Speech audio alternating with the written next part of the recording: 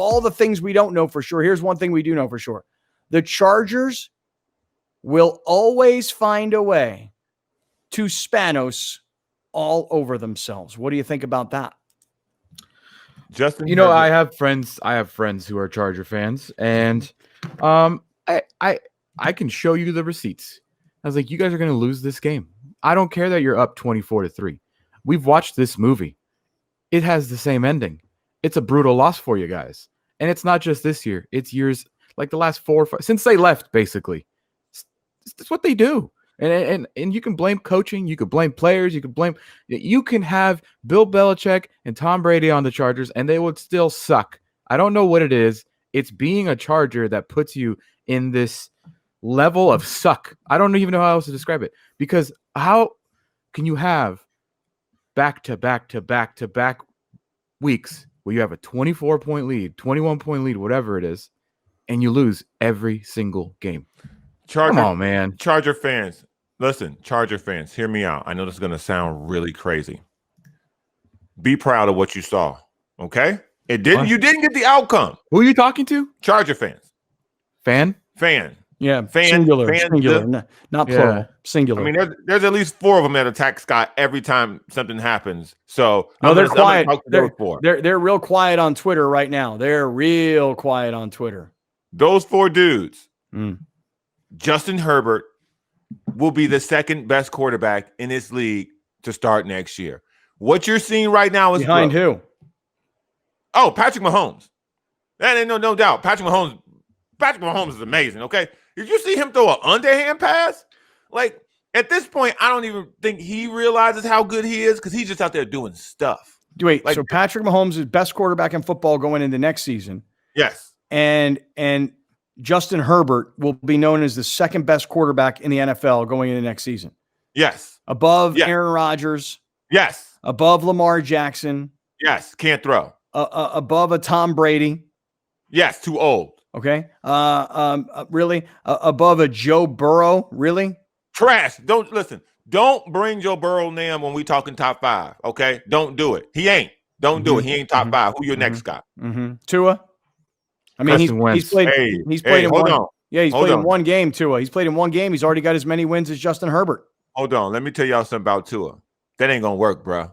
No. I watched the whole game. Yeah. That ain't going to work. No. That ain't going to work, okay? Too small. It don't look right. It don't jump off the screen, okay? It don't got that pow factor like Justin Herbert got, okay? It don't jump off the screen. He little, but he not Russell Wilson little. He not Kyler Murray little. That ain't going to work. I'm telling you right now. Mark it. Ain't gonna work. Yeah, this is from the same guy that told us Carson Wentz. You didn't even let me get the quarterback number 3. Go ahead. Who's 3? Carson Wentz, baby. Carson Wentz. Who lead the NFC East? Carson Wentz. Carson. Yeah, I didn't watch that game last night. I'm not watching NFC East football in prime time as a form of protest. Just want to be clear. I respect that. Yeah, I'm feeling you guys. So, hey, listen, we're just underway.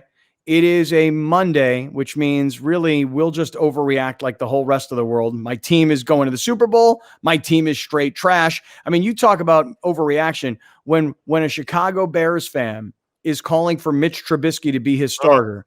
That's your overreaction. So yesterday, I was not sitting at home watching the Chargers and Broncos. When I say not sitting at home, I don't mean I was not sitting in front of a TV watching the Chargers and the Broncos. You know what? Yesterday, I was like, I'm not doing this anymore. I'm not like I love when they lose and I want to see them fall, but I'm not going to sit here and just wait for it because I know what's going to happen. It's the same thing every week. When I saw, Alex, the Broncos were up 3-0. Then wait a second. The Chargers came back. It's 14-3 at half.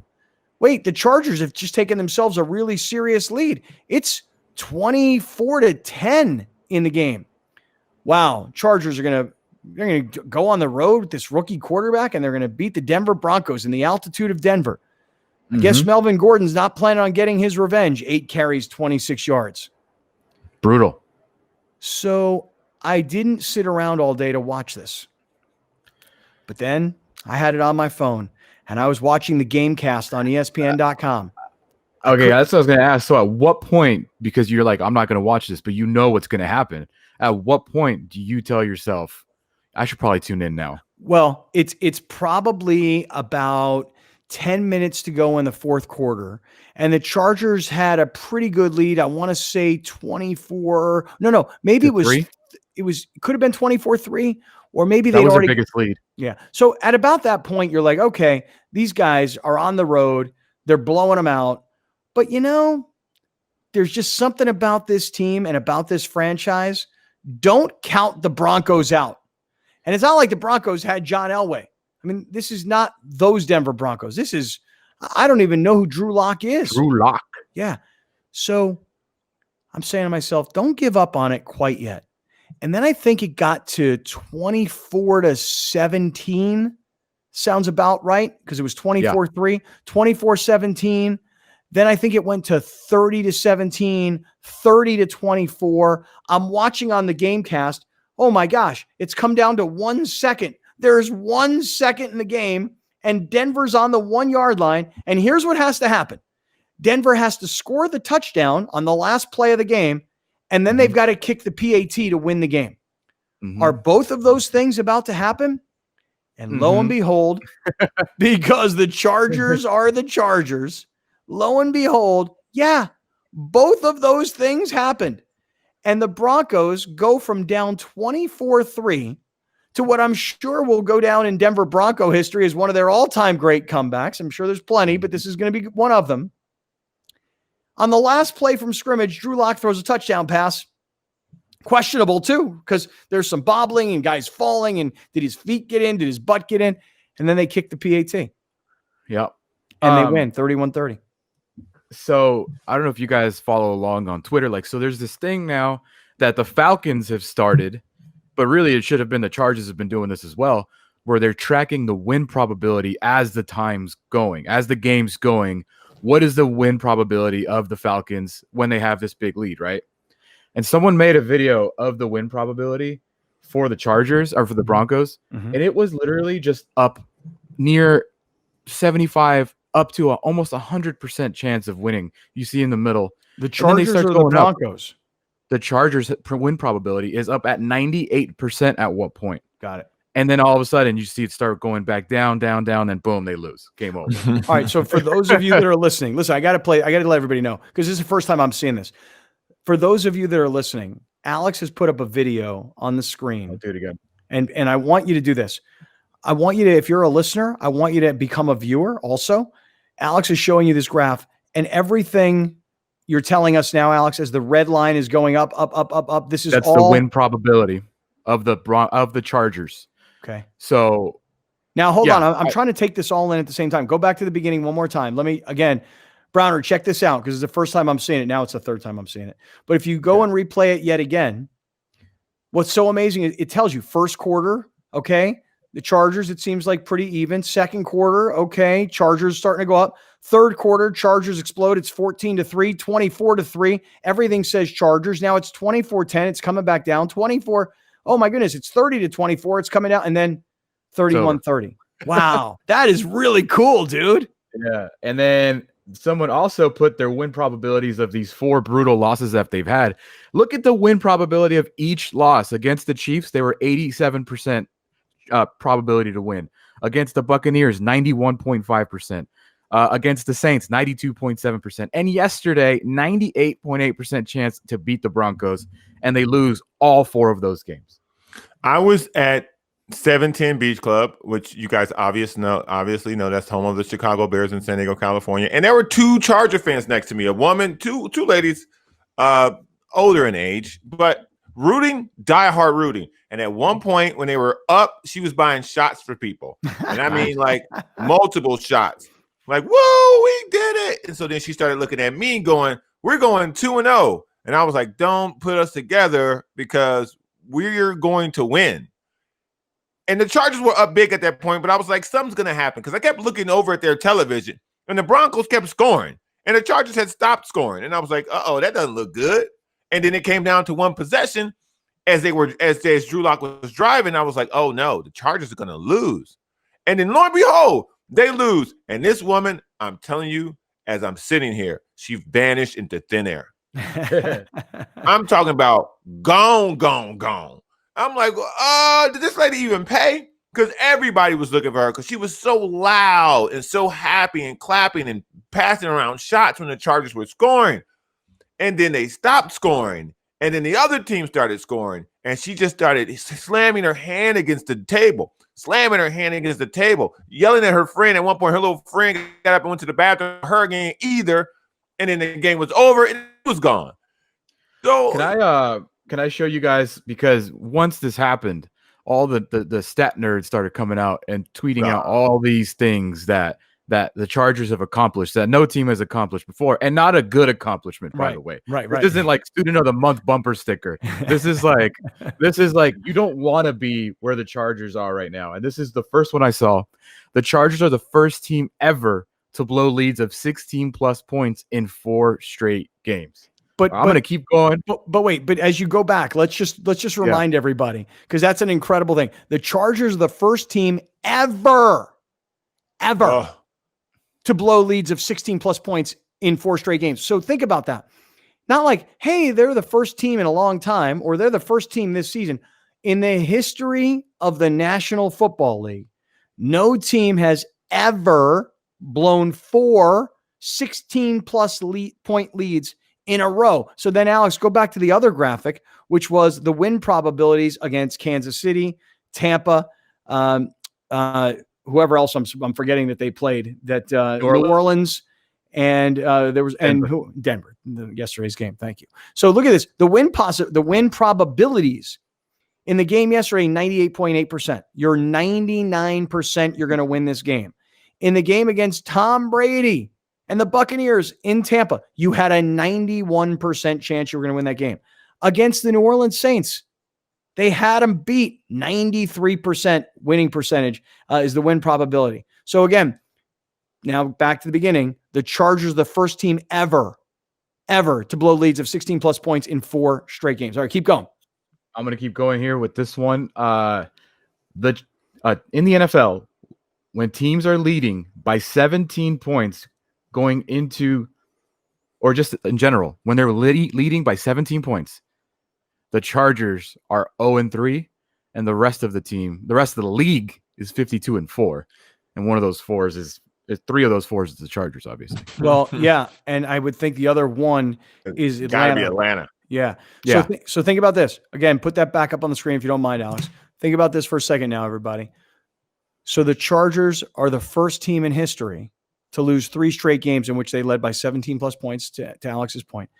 The Chargers are a team that is 0-3 this year when leading by getting a lead is the worst thing that could happen to these guys. Like if you're up 17 points and you're on the Chargers sideline, here's what you say. Oh no, here we go again. Like it used to be like if you were down 17 points, you're like, gosh darn it, here we go again. But if you're a Charger player now, you're like, oh, hey, relax, everybody. We got too big of a lead. We're guaranteed to lose. The Chargers are 0-3 when having a 17 plus point lead. Everybody else in the league, 52-1. Yeah. And here's a question for you. By the way, in making history this way, even cares that they lost yesterday, by the way, because no one is talking about this. They're discussing this at all. They're talking about the Rams getting crushed. They're not the Chargers being the greatest choke job ever in 4 games this year. They're talking about them getting smashed. And now, top the sports landscape, it's just football now. USC's not playing. UCLA's not playing. And people won't even take a gram of time, what I've heard, to talk about this. No. So that's embarrassing. That's a whole nother level of losing. Yeah. All right, wait, here, go to the next one. There's more. Alex. Yeah, go to the next one. Because some people on Twitter are talking about this because it's just ridiculous, dude. The Chargers are the first team in NFL history to lose 3 straight games in which they led by 17 points. The 2020 Chargers also joined the 2003 Falcons because they're the same freaking team as the only teams in NFL history to lose 3 games after holding a 17-point lead in NFL history. NFL history. They're making history. I know. And it's honestly, I said it this morning on KUSI News. Here's the thing. When stuff like this happens, people get fired. That's the NFL.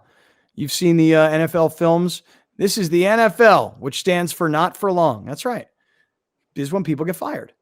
Anthony Lynn is going to and should be fired because this is his team. These are the results. The results are, I'm putting this in quotes, unacceptable. Therefore, we fire the guy.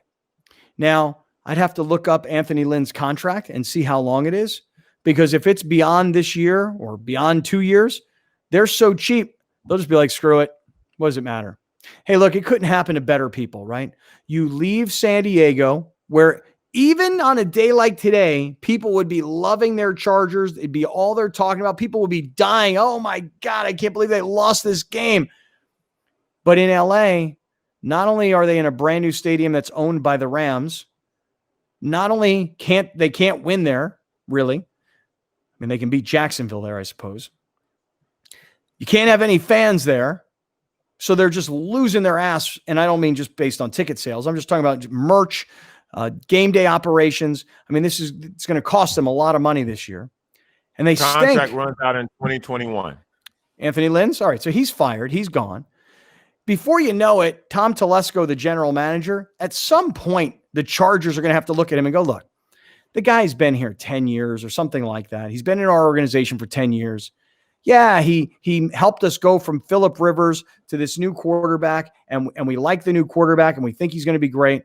But really, everything else that he's done, Bosa has worked out, even though yesterday, once he went out of the game with a concussion, they looked completely different. In fact, during the telecast, I think it was Rich Gannon. I'll have to check, but I think it was Rich Gannon who was commenting, man, the Chargers defense looks like worn out. And it could be altitude, could be bodies. I'm not sure. I don't care. But man, just to watch this team continue to find ways to lose. Anthony Lynn, fired, should be. Tom Telesco should be fired. And the guy above Telesco, the guy who actually runs the football side of their business, not the marketing side, because the marketing side guy, what's he going to do? But the guy who runs football, John Dean Spanos, he should be fired too. Of course, we know that's not going to happen. But that's the problem with the franchise. The problem with the franchise is granddad bought the team.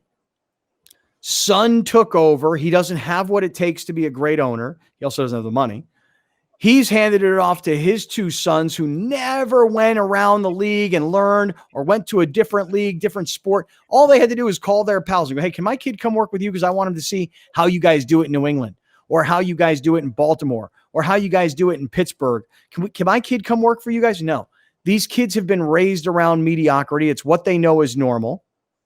And so the Chargers, as long as the Spanoses are involved, this is the result. This is the product. And I personally couldn't be happier for better people. These are wonderful. It's wonderful to see these people take their team, rip it from San Diego, try and stick it into a city where it's not wanted, play in somebody else's stadium in a COVID year where there's nobody there, and constantly find ways to lose when your win probability is 90+%. Beautiful job, Chargers. I think Telesco may have way more room than Lynn, because I think Lynn is fired. Just the whole Tyrod Taylor is still a starter part probably got him fired a long time ago. They're just going to let this thing string itself out. But the Chargers have always been said to have one of the best rosters in the league year after year after year. And the fact that they can't cross the finish line can always just be sent back to the coach. Say, oh, it's been a coach. It's been a coach. Because they do have good players. It's their execution and it's their injury history that has seemed to hamstring them going forward. So I don't know if they'll fire Tom Telesco, because taking Justin Herbert, who appears to be the best quarterback in the draft, looks like a guy who's going to lead you for the next 15 years. That's what you said. I don't know. I still see Joe Burrow. I still see Joe Burrow. Doing what? Joey B. Doing what? Well, let me ask you a question. Let me ask you this, Browner. You think Denver's any good? No. Okay. You think Tennessee's better than Denver? Yes. Okay. So Joe Burrow plays for a bad team, Cincinnati. Would you agree? Oh, yeah. Yeah. Okay. But yet Joe Burrow and the Cincinnati Bengals beat the Tennessee Titans, and the Chargers had a 99% win probability against the Denver Broncos on the road and found a way to lose. So I'll take Joe Burrow over Justin Herbert right now. Then you will lose. Oh, really? That's cool. Well, they got the same record. And two, no, they don't. If Joe Burrow's won 2 games, Justin Herbert's won 1 game. Technically, the Chargers have won 2 games. Technically, right. But technically, Herbert's been the quarterback for one of those wins. Okay, right. Oh, right. Who's got better numbers? Because you guys love statistics, and who looks better on the television? I don't know. How much are you watching Burrow? I sit in a bar where there are 45 TVs. So I see almost every game because luckily football plays, stops, plays, stops, plays, stops. So you can turn around and kind of see things as they're going on. So, hey, look, I'm not trying to knock Herbert. I'm just trying to tell you that your call of Burrow being a bust is already ridiculous. The Bengals aren't good. Wait, are the Chargers good? The Bengals aren't good. But are the Chargers good? Well, obviously not. Joe Burrow, 26 of 37, 249 yards, 2 touchdowns yesterday. Yep. Now read Herbert's. Okay, give me one second. Now read Herbert. Give me 1 second. I got 29 of 43, 278 yards, 3 touchdowns, 2 interceptions. Okay, Joe Burrow, better stats. Stop it. Get out. What do you mean stop it? Get out of here. Get out of here. You've had this like weird obsession with calling Joe Burrow a bust since he was winning Heisman at LSU. You kept saying like he's trash. He ain't gonna do. I remember the national championship. You're like, this guy sucks. Clemson's gonna win easy. And then look, dude, he broke every single record in college football history. And now he's doing the same things with like a lot less talent than he had at LSU. What is this like let's just bash Joe Burrow regardless of how he actually plays train? Where did this come from? What did he do to you? The same Joe Burrow couldn't beat out the guy playing at Ohio State right now, Justin Fields. The same Joe Burrow, the year before the offensive coordinator came, did nothing with the exact same players, the exact same draft class that he did the following year when a new offensive coordinator came in, a new offensive coordinator with the best players in college football history. Really? That LSU team was the best athletically, best scouted, best NFL draft picks in the history of college football. You know why that might have been? Quarterback for that. You know why that might have been? Because he was the quarterback. Stop it. No, all those defensive players that got drafted. You know what it is, Alex? He can't get over the fact that at Ohio State they play a certain way, and Burrow didn't really fit it, and the other quarterbacks all did, and he couldn't beat him out. So he did what everybody should do: find another place where you can actually play, and the kids become a star. So what happened the previous year when he was at LSU before the new offensive coordinator came? He was at LSU then. Yeah, and right. He's what? He sucked. He sucked. Oh my goodness, dude! Why are you worried about what Joe Burrow did his junior year of college? All right, hold on, hold that thought, because you're turning this into a bash Herbert. It's not about that. It's just about the fact that the Chargers always find creative, brilliant ways to choke. We'll pick.